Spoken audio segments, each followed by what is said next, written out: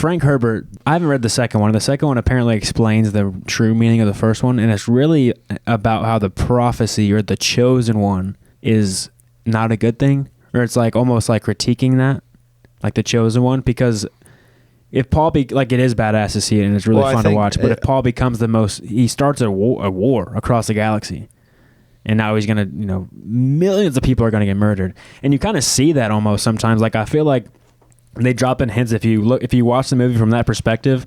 Denis Villeneuve gives you shots to where like you're seeing a sea of soldiers, Fremen and warriors, just getting gunned down, at the front. Like people are dying when they, I guess they have to, but it's still you watching them all just get killed in this battle where it's like, damn, death and destruction is coming upon the enemies and Paul's troops. So Paul being this chosen one does cause a lot of death and destruction, which is why he's so against it, but he just kind of falls into it because, he's got to save the planet. He's still Fremen. You know who would agree with you is it's Chani. Yeah, Chani. It's Chani's character. She's the one that's seeing this prophecy is leading us to war.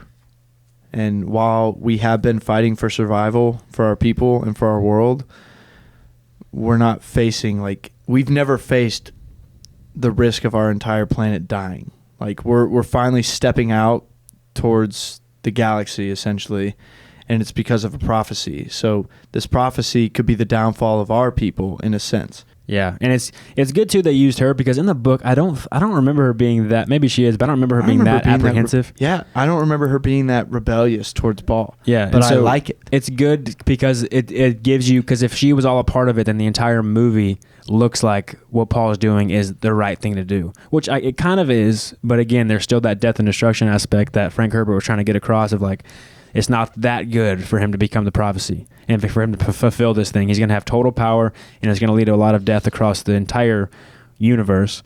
So having Chani be the closest one to him and being the one that's like pushing back on him, like, no, like, why are we doing this? Why are you doing this? You're just doing this because you want power. Being that little conflict for him does help you and reminds you, maybe it isn't that great that he's taking over the universe. Mm-hmm. People are going to die. This is just a prediction, I guess, but I think the paradise that he's talking about, because he talks to Chani about what his world is, I think he's gonna bring Arrakis to Caladan, to his home planet. Yeah, his world's Caladan. Yeah, so I think that's what he's gonna do. Maybe. I mean, they're definitely gonna get there. Right, he just took them. Yeah, he just took them on the ships. He told them to take them to paradise. Yeah, so I think kill all them. That's their paradise. Is why don't we move Bikini Bottom and push it somewhere else? Oh my God, that is Dune. Like Chani's really upset that he took on this wife, and in the book there's like one line. We just looked at the last pages because I don't remember. I knew it. Yeah. He was flipping through. The last, like, Chani gives one line at the end of the book that says something about, like, she's a little jealous. There's like one line that hints she might be a little jealous and worried about him marrying this person.